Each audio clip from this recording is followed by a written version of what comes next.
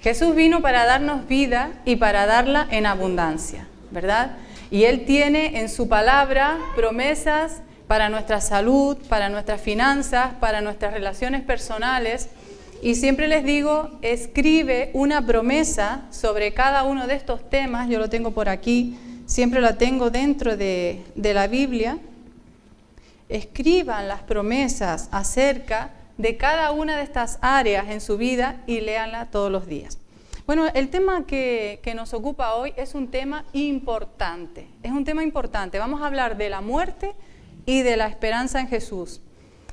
¿Quién no se ha enfrentado en algún momento a la muerte de un familiar, de un conocido? ¿Hay alguien aquí que no se le haya muerto ni un abuelo? ¿Hay alguien en ese caso? Bueno, Emmanuel, que tiene 3 años o 4, ¿vale?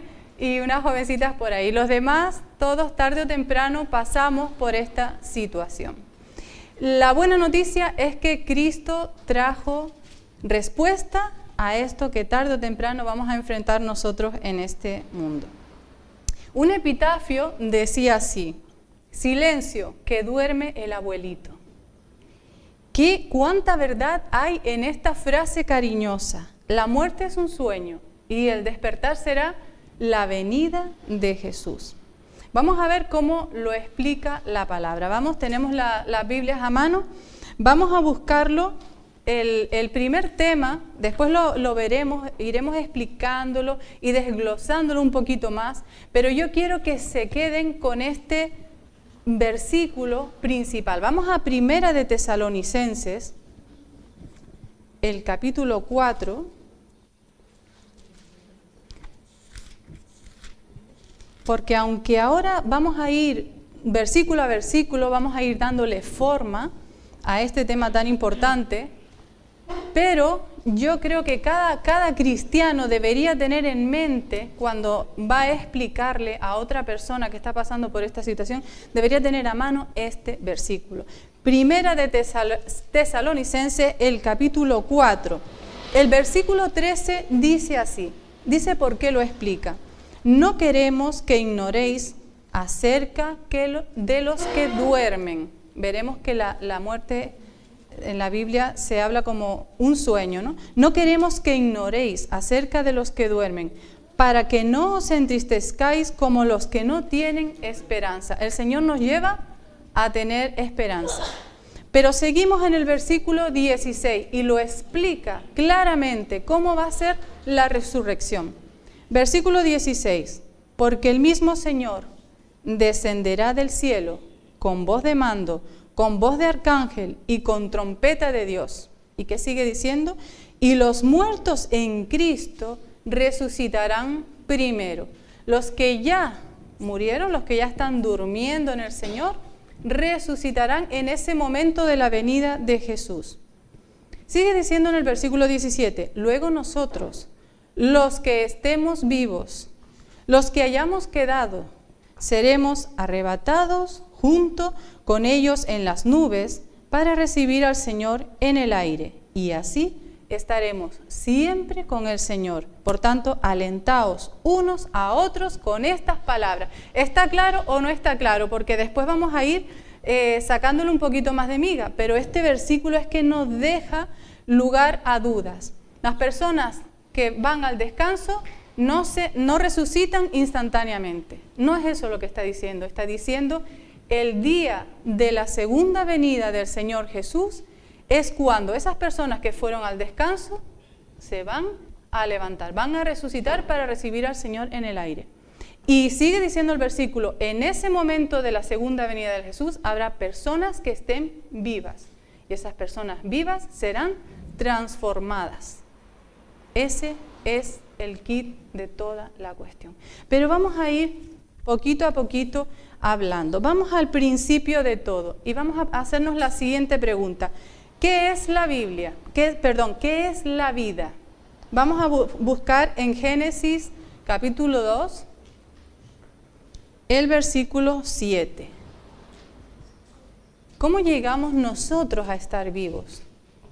¿Cómo llegas tú a vivir, a sentir, a moverte, a tener expectativas, a tener ilusiones, a amar, a tener esperanza. Génesis 2, versículo 7.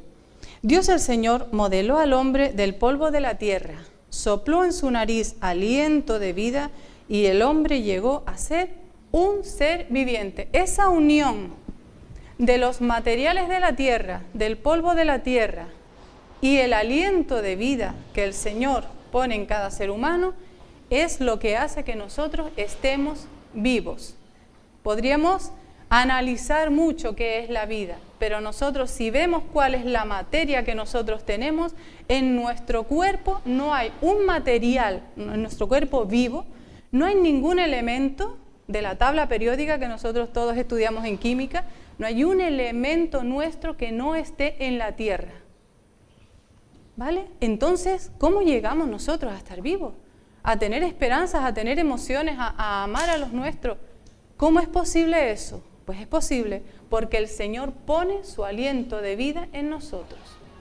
Entonces vamos a ver cuál es, entendiendo esto, que estamos vivos por esto, vamos a preguntarnos lo siguiente: ¿cuál es el proceso de la muerte?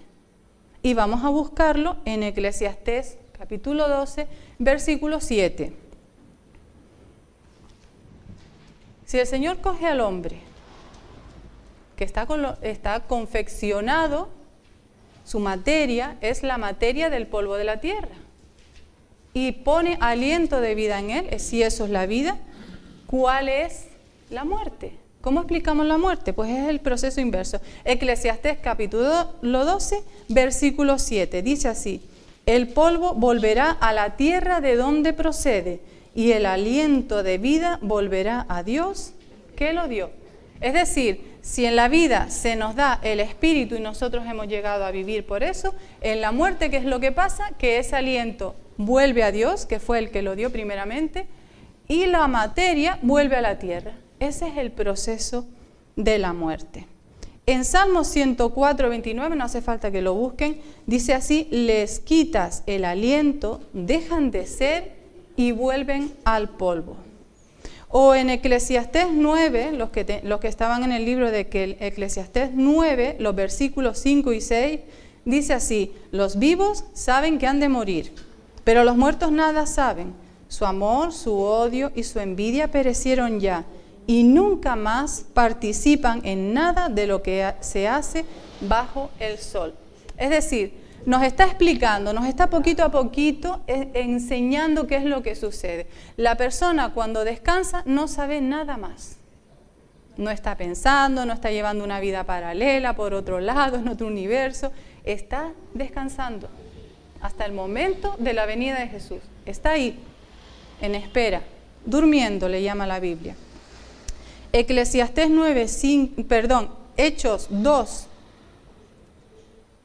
y los versículos 29 y 34 dice: David murió y fue sepultado, y su sepulcro está con nosotros hasta hoy, porque David no subió al cielo. En ningún lugar de la Biblia dice que cuando nuestros familiares fallecen van al cielo. No dice eso. Dice que quedan en espera, quedan durmiendo. El muerto no va al cielo ni a ningún otro lugar hasta la venida de Jesús. ¿Hasta aquí lo tenemos claro? ¿Hay alguna duda? Vamos, porque vamos pasito a pasito, vamos entendiéndolo. ¿Podemos comunicarnos entonces con los muertos? Si nosotros hemos entendido los pocos versículos que hemos visto hasta ahora, si nosotros hemos entendido hasta ahora, la respuesta a ¿podemos comunicarnos con los muertos? Es imposible. En 2 de Tesalonicenses 2:9 dice que Satanás tiene el poder de hacer señales y milagros mentirosos. Si alguno dice que se está comunicando con un familiar que falleció, cuidado, porque la Biblia dice muy claro que ese familiar tuyo está descansando. No se puede de ninguna manera comunicar contigo.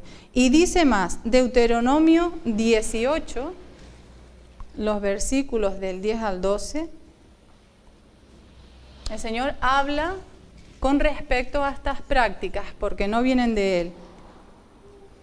Dice así: no haya en ti quien practique adivinación, astrología, hechicería o magia, ni quien sea divino, ni medium, ni espiritista, ni quien consulte a los muertos, porque es abominable al Señor cualquiera que haga estas cosas. Estas cosas no vienen de Dios, porque las personas que fallecieron de ninguna manera tienen acceso a volverse a comunicar contigo, de momento hasta que Jesús venga. El tema que nos ocupa hoy, la verdad que me gustó mucho prepararlo, porque es un tema que lleva esperanza. Yo recuerdo hace muchos años, yo era muy jovencita, era casi una niña, y fui a un entierro de un familiar mío, y estando todos allí, una señora familiar del muerto empezó a llorar, empezó a gritar, empezó a dar alaridos, cayó al suelo y falleció allí delante de todos. Y al día siguiente, pues los familiares tuvieron que ir a enterrar a esta persona, ¿no? Y aquello me quedó a mí, aquella impresión me quedó a mí como diciendo que desesperada estaba la persona, que desesperada se queda alguien cuando alguien fallece, cuando un familiar, un ser querido fallece. Pero cuando empecé a ir a entierros de personas que tenían fe, vi un ambiente completamente distinto.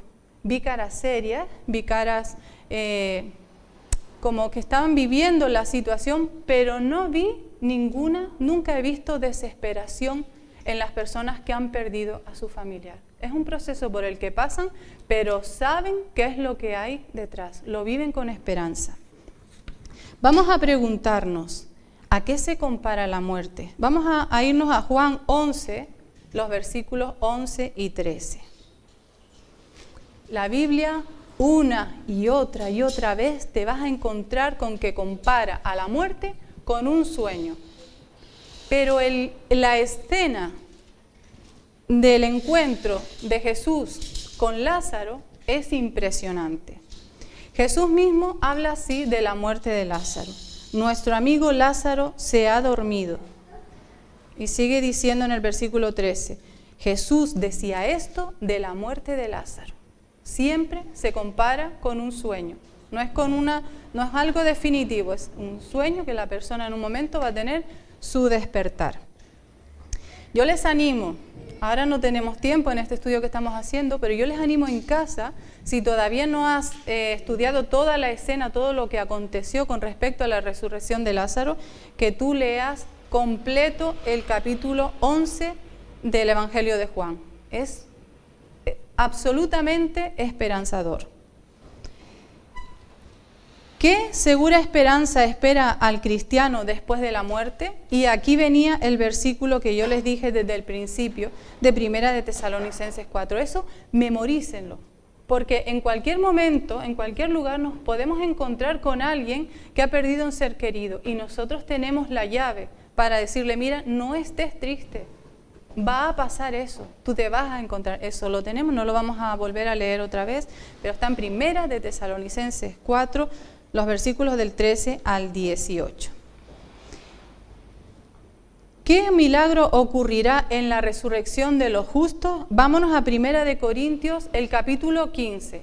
Ahí Pablo nos añade un poquito más a lo que ya leímos en Tesalonicenses. Primera de Corintios 15, los versículos del 51 al 53.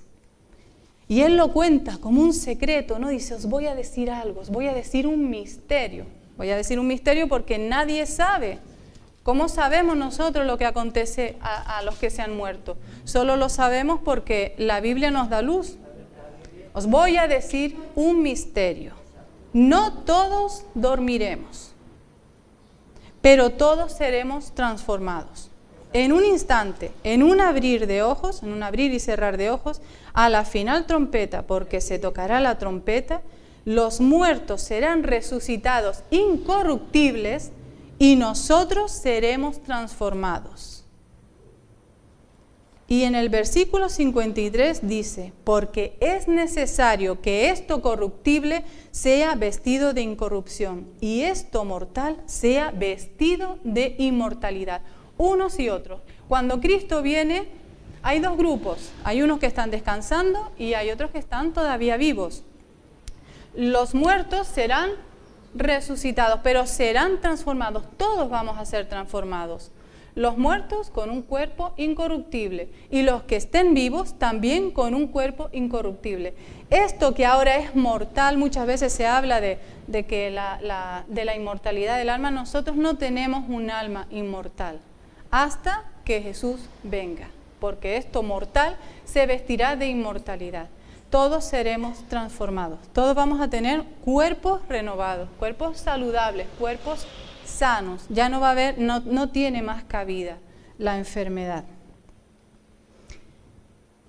Y en 1 Corintios 15, el capítulo de 1 Corintios 15 con respecto a este tema no tiene desperdicio. El versículo 26 dice: el último enemigo que será destruido es la muerte. Nosotros estudiamos en el tema anterior de por qué hay sufrimiento en el mundo, entendimos por qué entró todo el dolor, ¿no?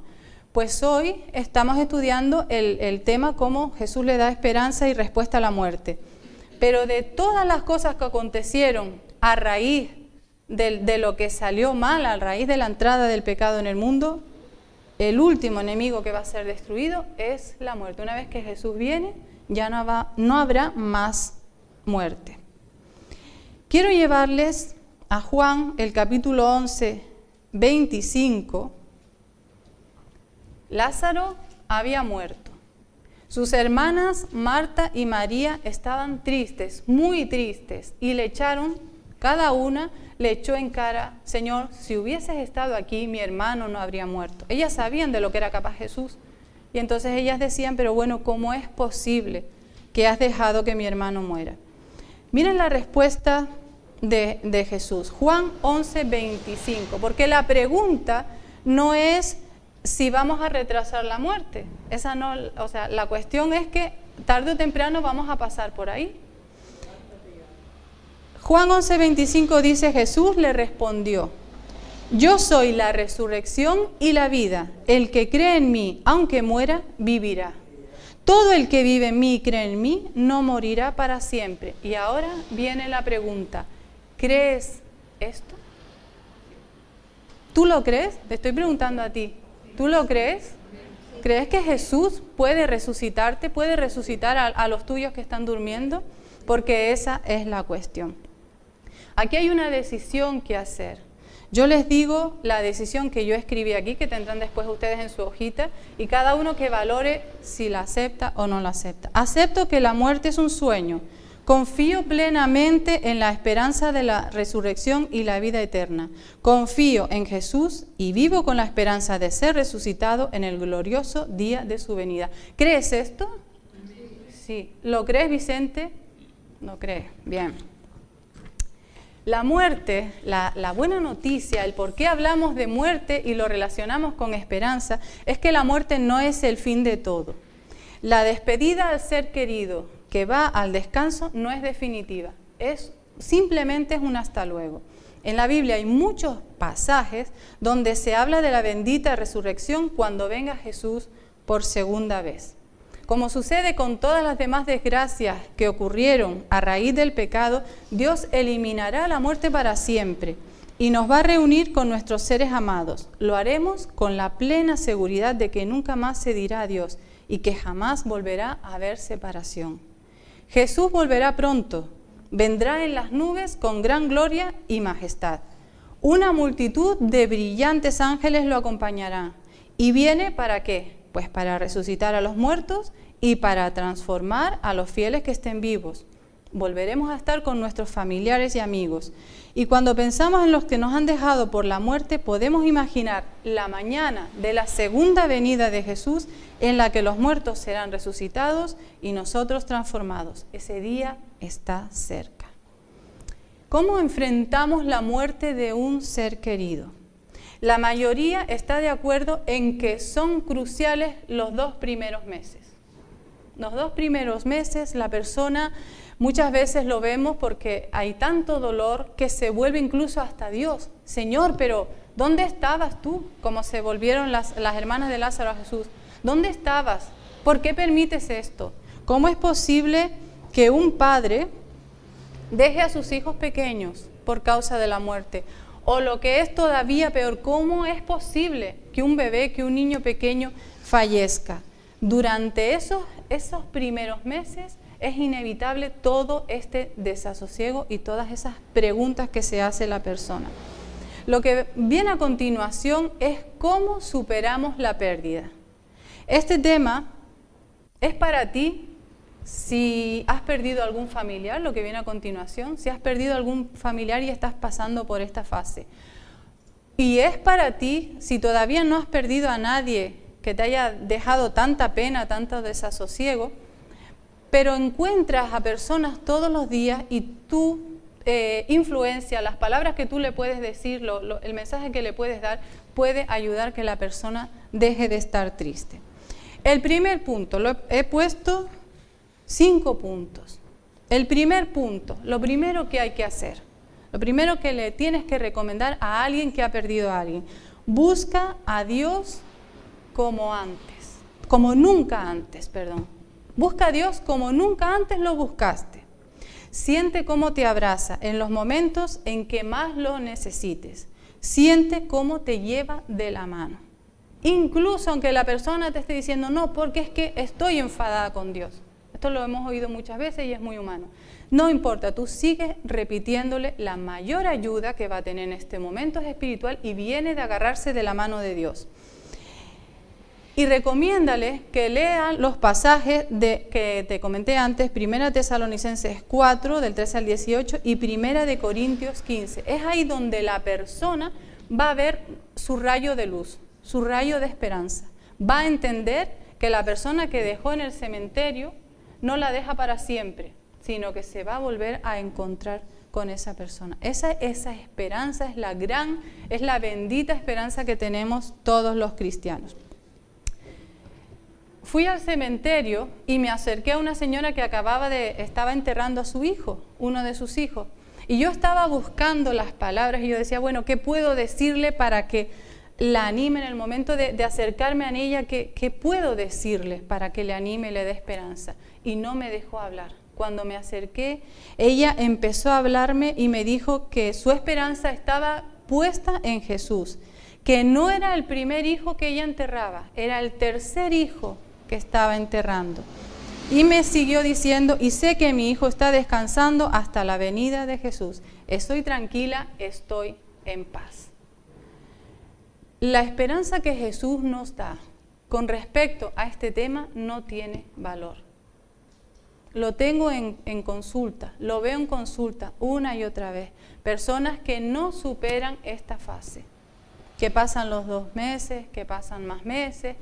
Y tengo que comentarles que cuando una persona no tiene ganas de seguir adelante, está derrotada por la muerte de un familiar, durante el primer año no se considera depresión. Es decir, se le considera que está pasando por un proceso de duelo, como algo que es normal. Pero una vez que empiezan a pasar los meses, la persona ya tiene que empezar a recobrar sus actividades de forma natural. Bueno, recogiendo un poquito el primer punto, anímale a que busque a Dios como nunca antes y a que lea esos pasajes si hace falta. Escríbeselos, tú déjaselos escritos en una nota y que lo lea una y otra vez. Mensajes de esperanza con respecto al ser que está descansando. El segundo punto, háblale y dile que viva con esperanza en el reencuentro. Muchas personas se quedan trabadas en la tumba. ¿Y qué pasó cuando María Magdalena fue a la tumba? ¿Qué le dijeron? ¿Que Jesús no estaba allí? ¿Qué vienes a buscar aquí? Muchas personas siguen yendo al cementerio, siguen buscando a la persona que falleció allí, en un lugar donde ya no está, la persona ya no existe más, hasta la segunda venida de Jesús. Empieza a mirar el día en que te vas a encontrar con esa persona. Empieza a verte, ¿qué le vas a decir? ¿Cómo va a ser ese abrazo? Empieza a ver luz y pon esperanza en ese reencuentro. Deja de mirar la tumba donde ya no está, empieza a mirar la bendita mañana, la gloriosa mañana en la que te vas a encontrar con ese familiar. Empieza a poner esperanza en tu vida. Lo tercero, acepta el dolor. El dolor tiene que pasar, el proceso de despedida hay que pasarlo. Vamos a hablar claro, cuando la persona llega a la casa y ve aquellas ropas, aquellas colonias, aquellas cosas que eran suyas, es que de verdad, ese momento la persona lo tiene que pasar. No hay nada que pueda ayudarle en ese momento, solamente lo que hemos dicho. Hablar con Dios y tener esa esperanza.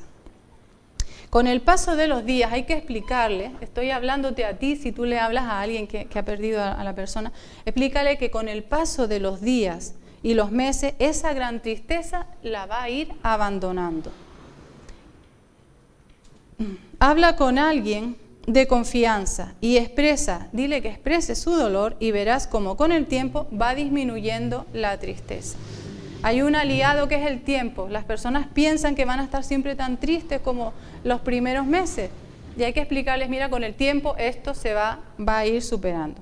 Bueno, el cuarto punto para mí como psicóloga es fundamental, porque estoy viendo aquí un punto que se puede resolver y que las personas se encuentran como que nadie les aconseja bien y después tienen un antes y un después. Me refiero a que no uses fármacos, ni drogas, ni alcohol. Cuando una persona incluso va al médico y dice, mira, me ha fallecido alguien, estoy muy triste, no paro de llorar, no duermo por las noches, ¿qué hace el médico? Incluso en la atención primaria, medicación. ¿Vale? Te doy una medicación. Esta persona necesita medicarse. Bien, ¿qué es lo que pasa con la medicación? La medicación tarda generalmente, no son todos iguales, pero más o menos tarda unas 2 o 3 semanas en hacer su efecto. Pero es que en 2 o 3 semanas ya la persona es adicta, ya empieza a necesitar esa dosis del medicamento. Cuando la persona se tendría que estar reponiendo de la pérdida, ya ahora tiene otro problema, que ahora no puede dejar de tomar esa medicación. Entonces, ¿qué hacemos? Pues hacemos los remedios de toda la vida. Usa plantas. Las plantas no tienen sus efectos secundarios. Te hablo de manzanilla, de tila, de valeriana, de hipérico. Hierba Luisa, me dicen por aquí. Bueno, estas hierbas van a hacer que tú estés más tranquilo, te van a hacer que duermas por la noche, pero no van a tener el efecto secundario de un fármaco. Vale. Bien, el quinto punto. Vamos con el quinto punto. La persona que ha perdido algún familiar tiende a aislarse. No quiere saber nada de la vida, no quiere saber nada del entorno, está mejor en su casa e incluso en su habitación con la luz apagada, y justamente lo que tiene que hacer es lo contrario.